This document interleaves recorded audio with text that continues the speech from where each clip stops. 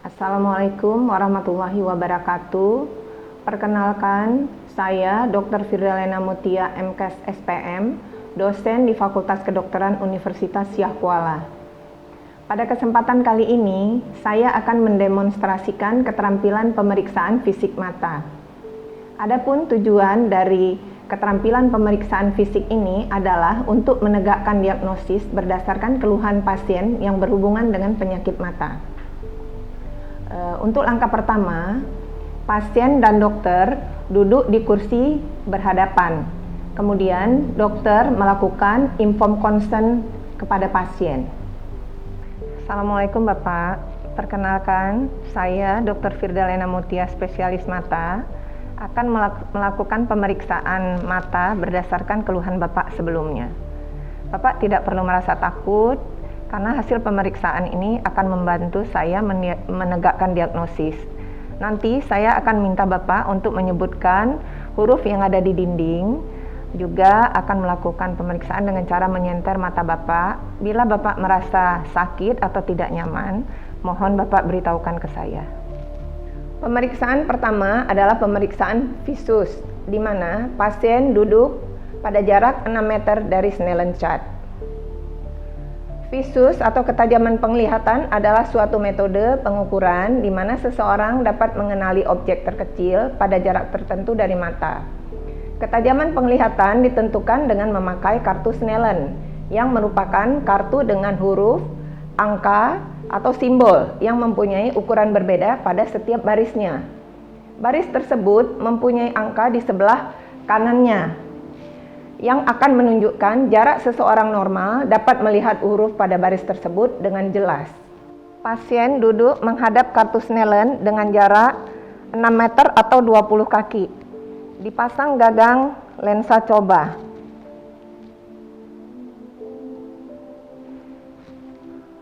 Usahakan untuk melakukan pemeriksaan dimulai dengan mata kanan.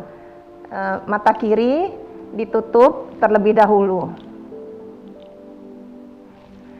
Kemudian pasien diminta membaca huruf yang tertulis pada kartu Snellen, dimulai pada baris paling atas, dan bila telah terbaca, dilanjutkan dengan membaca baris bawahnya. Ditentukan letak baris terakhir yang masih bisa dibaca. Bapak silakan nanti menyebutkan huruf yang saya tunjukkan, ya, mulai dari yang paling atas. Silakan Bapak dibaca huruf yang saya tunjuk, ya. E, N, Z, Y, L, V, U, F, V, P, N, R, T, S, F, O, C, L, G, T, R. Nggak kelihatan, buram. Nggak kelihatan juga, sama nggak kelihatan. Oke, di sini pasien hanya bisa membaca tulisan huruf yang ada pada baris yang tertera angka 50 di sebelah kanannya. Artinya tajam penglihatan pasien adalah 20/50. Dari hasil yang didapat, itu menandakan bahwa pasien hanya bisa membaca pada jarak 20 kaki, sedangkan seharusnya orang normal dapat membaca pada jarak 50 kaki. Tajam penglihatan seseorang dikatakan normal bila tajam penglihatan adalah 20/20. Jadi pasien dapat membaca hingga baris yang ada tertera di sebelah kanan angka 20. Artinya pasien bisa membaca pada jarak 20 kaki, sedangkan orang normal juga pada jarak 20 kaki. Jika pasien tidak dapat membaca huruf yang tertera pada baris pertama, kita dapat melanjutkan dengan pemeriksaan hitung jari.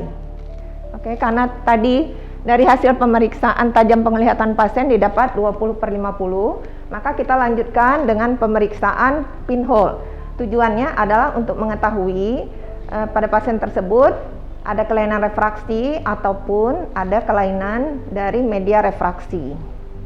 Nah, Bapak silakan lihat, ini ada lubang kecil. Silakan Bapak intip dari lubang kecil ini. Nanti akan saya tunjukkan huruf yang ada pada kartu Snellen tersebut. Silakan Bapak baca ya.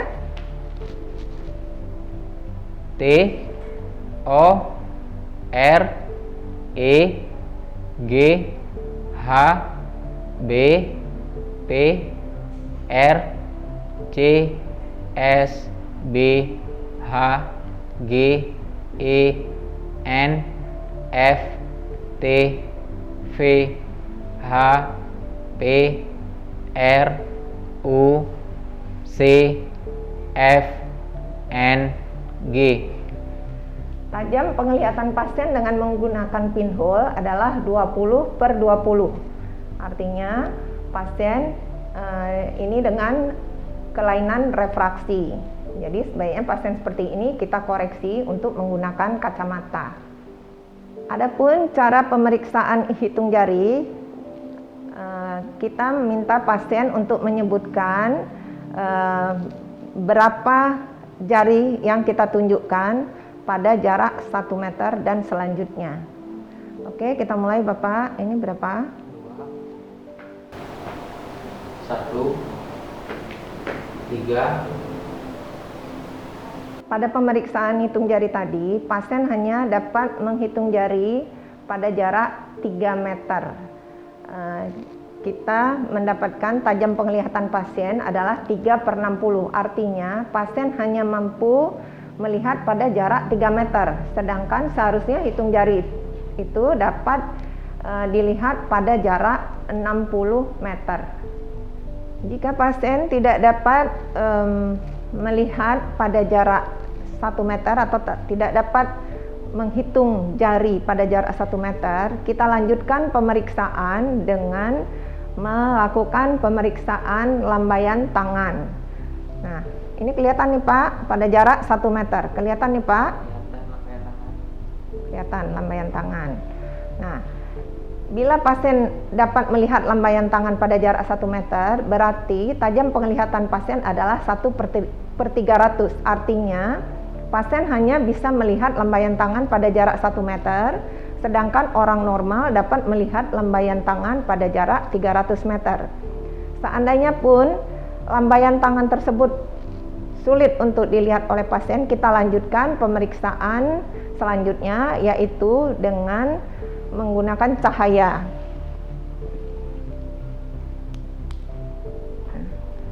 Terlihat ini Pak?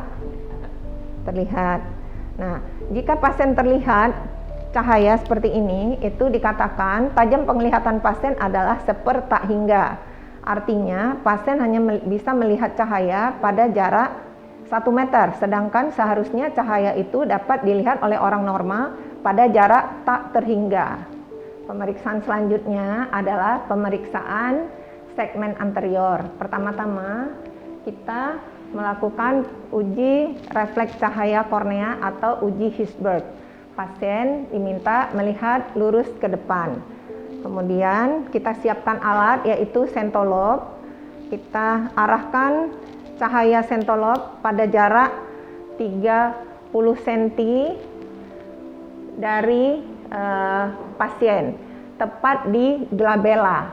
Kemudian kita nilai cahaya jatuh tepat di tengah-tengah pupil, itu dikatakan normal. Atau jika tidak jatuh tepat di tengah pupil, itu dikatakan ada deviasi.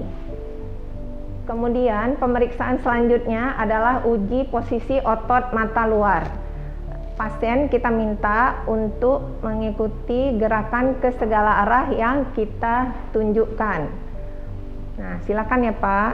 Nih, Bapak ikuti gerakan tangan saya dengan menggerakkan bola mata Bapak. Silakan.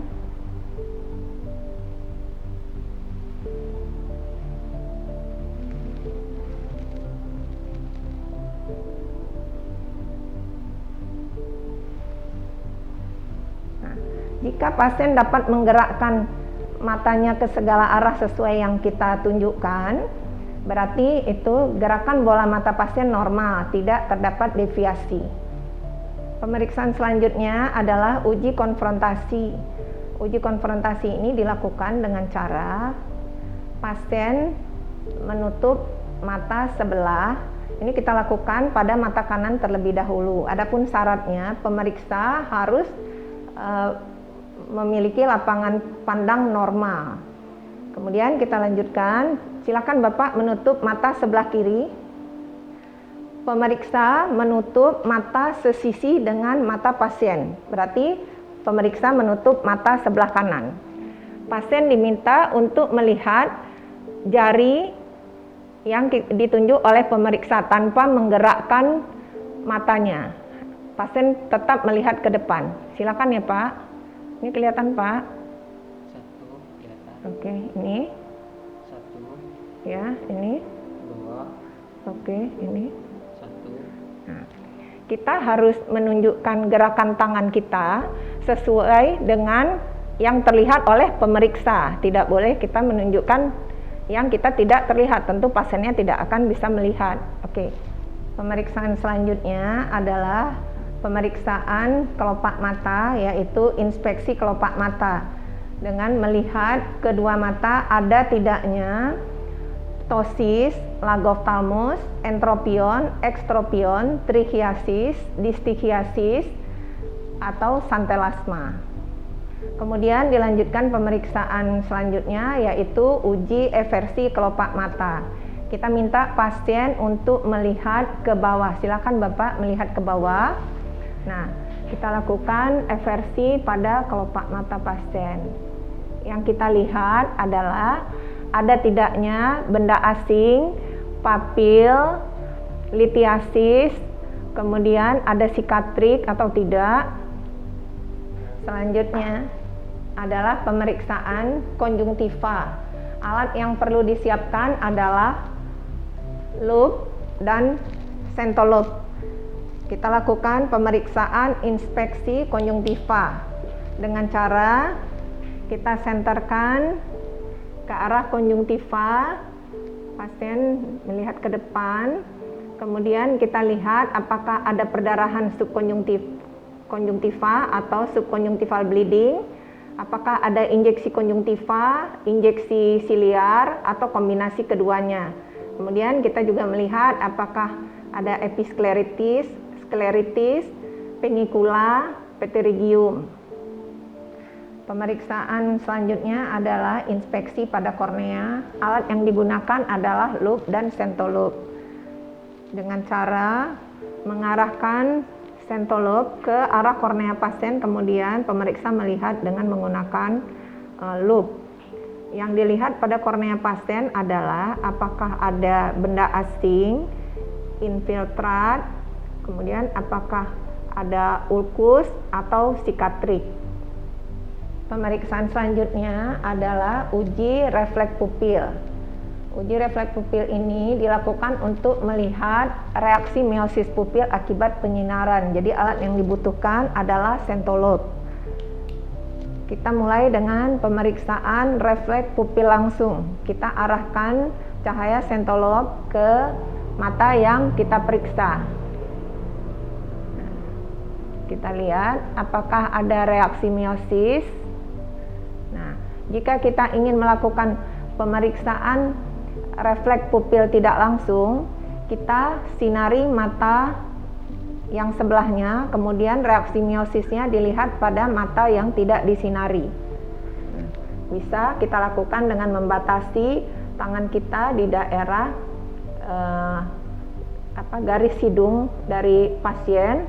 Nah, kita sinari mata sebelah kiri yang kita lihat, adakah reaksi meiosis pada mata sebelah kanan, atau sebaliknya, kita sinari mata sebelah kanan, kita lihat reaksi meiosis pada mata sebelah kiri.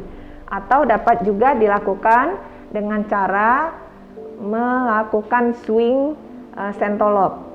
Misalnya kita sinari pada mata sebelah kanan, yang kita lihat refleks pupil pada mata sebelah kiri, atau sebaliknya. Nah, seperti gini.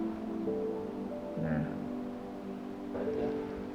pemeriksaan selanjutnya adalah pemeriksaan refleks fundus. Pemeriksaan ini dilakukan dengan mendekatkan sentoloop direct 1-2 kaki dari mata pasien di kamar gelap. Refleks pupil normal jika cahaya yang muncul adalah merah. Sedangkan refleks pupil abnormal jika putih atau disebut juga leukokoria. Pemeriksaannya dilakukan dengan cara menyinari mata pasien pada jarak 1-2 kaki. Nah, dilihat refleks cahaya yang muncul. Caranya memeriksa mata kanan pasien dengan mata kanan pemeriksa. Demikian juga jika memeriksa mata kiri pasien, itu dilakukan dengan mata kiri pemeriksa.